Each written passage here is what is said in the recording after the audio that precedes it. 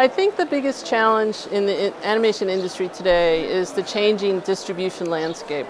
I think the day of just having feature film and television are gone, or not gone, but they're changing to where there's many more avenues for getting content out there that come in all shapes and forms and have different target audiences.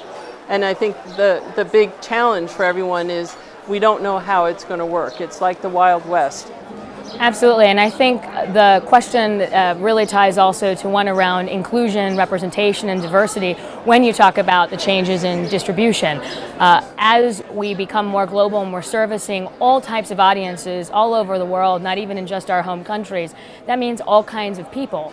And so then it becomes a question of, are we really telling everybody's story at different points in time? Are we exploring all the characters that exist, their perspectives, and the richness that lies in all those experiences?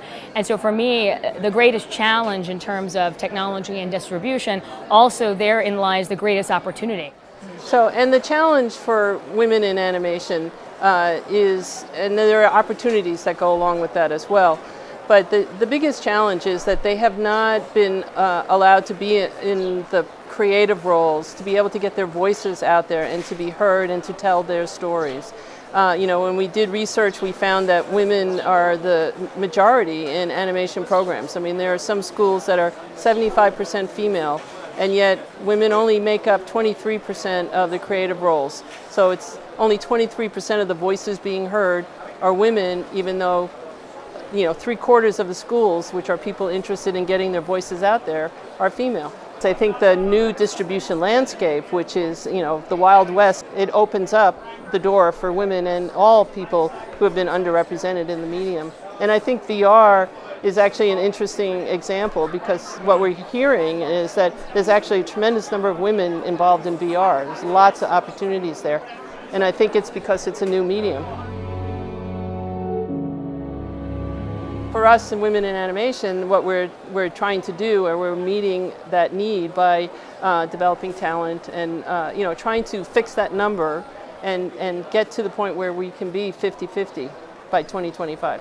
So I think focusing on really developing the female talent themselves, as well as getting them in front of and facilitating getting them in front of hiring managers and studios so that they can actually find them, because that is an overwhelming response that we get. Is a lot of studios say, I would, in a heartbeat, I would hire a woman. Please find me women. I don't know where to find them. So we put a lot of work into trying to get women out there in front, and then also to support them in getting confidence in themselves, to be able to promote themselves and go after the career that they dream of having.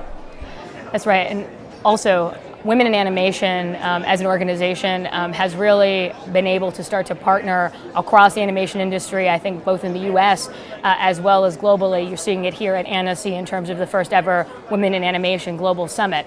And I think Women in Animation, part of the work and part of the solution is actually bringing everybody together to have this conversation in a unified way so that we move together as an industry forward and not in pieces. So one of the key reasons I think Women in Animation is present here at Annecy is, again, to really unify a global conversation around issues and opportunities surrounding women in the industry. And my expectation, I think, has been superseded in the sense that I expected us in the first year to sort of bring together a group of amazing women and men to have this conversation around unconscious bias, around diversity, around representation, around story here at Annecy.